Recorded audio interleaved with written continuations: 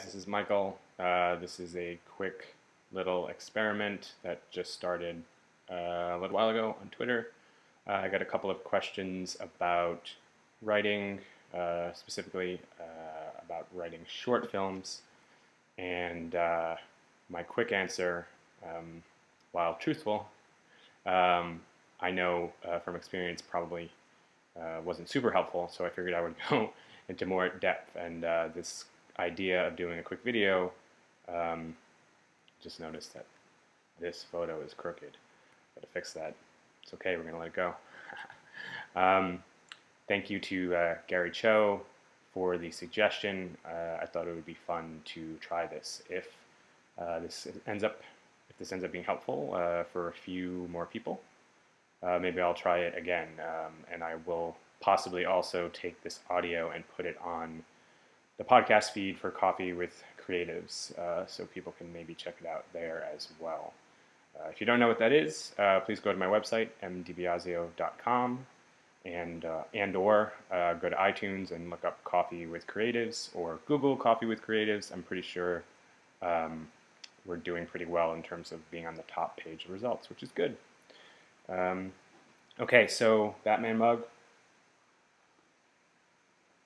full of tea.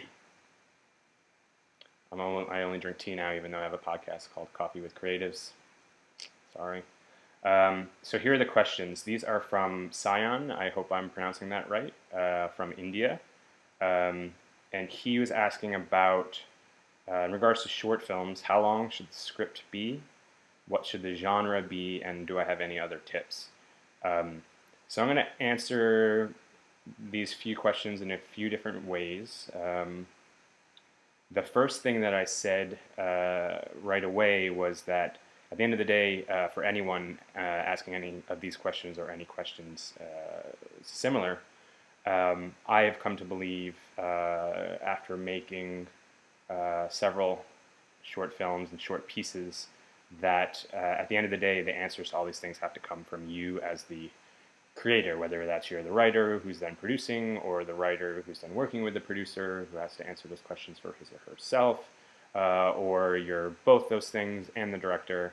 It doesn't really matter. I really do believe that the answers are always going to be specific to you and your situation. However, again, I can see how if and when I had asked the same question earlier in my career, that wouldn't have been entirely sufficient. So let me go into some details about how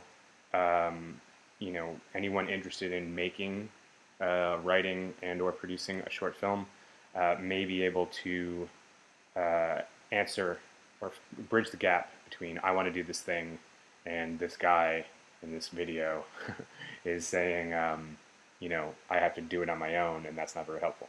So when I say that that the answers have to come from you, I think that there are some qualifications. There are standard answers that people will give you for instance, how long should a short film be? Those are very good standard answers. When I was getting started, the typical reply was your script should be a trim 15 pages or less. Because that usually, if you're not too verbose in your writing, which is something that can happen also when you're younger and still figuring stuff out. I used to have some very fat scripts. What was I saying? That will usually translate minute a page, so 15 pages will be a 15-minute film, which 10 years ago was the generally accepted longest you should go. I think I'm remembering this correctly, I think people are starting to say 10 minutes. I think that's crap, but the reason it's crap is because every story that you're going to tell, and this is something that gets easier with time, but you can also, even when you have less experience, put a lot of time and be patient about it. Any story that you're going to tell, whether you're writing it or recording it, the story, I believe, knows how long it's supposed to be. And it's kind of a bullshit answer, but it's true. So if you're writing something and it comes out to 8 pages and that feels right, and when you're letting that thing sit for a while, going back and reading it, which you should do, in my opinion, or when you're getting feedback from a peer group, which is also a very important step. Um, if once you've written all your drafts, and again, be patient, take as much time as you need, especially if, you know, which is true for most cases with a short film, you're kind of in control of the timeline until you start raising money and shooting, and your script should be all set before that anyway. Um, you have time, you have control, and you don't have to rush. Another thing that I would love to go back and tell my younger self. Um, but what was I getting at? Yeah. So conversely, if the script is longer than 10 or 15 pages, and that's what it has to be, then that's just your challenge, which is this is going to take longer to shoot. It's probably going to take more money. But if that's, if that's the length, that's the length. You have to be careful not to just say that. Again, if people are reading it and saying, this is too long or this stuff goes on and it isn't clear and et cetera, the best thing to do is do get the script as short and as tight as possible, and understand that if that ends up being longer, that's going to be harder to do. That doesn't mean you shouldn't do it. And all the way down to what are your plans for the film. If you're distributing it on your own to friends and family, as I would recommend that you do from the start in today's environment, especially if you want to stay independent or are interested in being independent, and most of us are kind of independent by definition until we're not, and it's not easy to get into making films in other channels. Not impossible, but there are a lot more things you have to do that are less about the writing and the doing. So if Scion and others, if you're asking these sort of questions, I'm assuming that you're interested in the doing, which I, again, would highly recommend. So same thing with genre. The only thing that I will add there is don't, and people have said this, but I just want to repeat it because it's important. Don't write the genre you think that you're supposed to write or you think you should write, and I've done that a little bit, and it wasn't the best thing in retrospect. But just make sure whatever genre it is that you have a genuine love for that genre, even if it's not the most popular thing at the time, or even if it's not the genre that other people are telling you to write about, or even if, like, in a perfect world you wish it was, the hot current trend in genre filmmaking. Just if you do what you love and if you try to replicate aspects of genre work that you love, like, you'll be in a good spot. So I've already talked for a while. Any other tips? I mean, again, I'm not sure who who at all may be listening or watching this. But if you have any other questions, you can ask me anytime on Twitter. I'll answer any that I think that I can.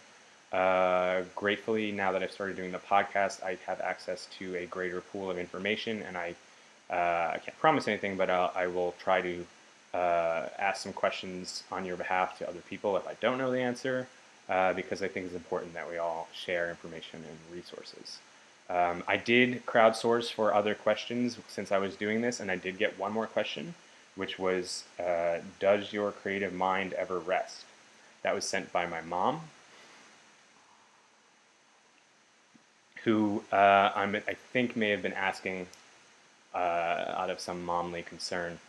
And the answer is yes and no, Mom and others.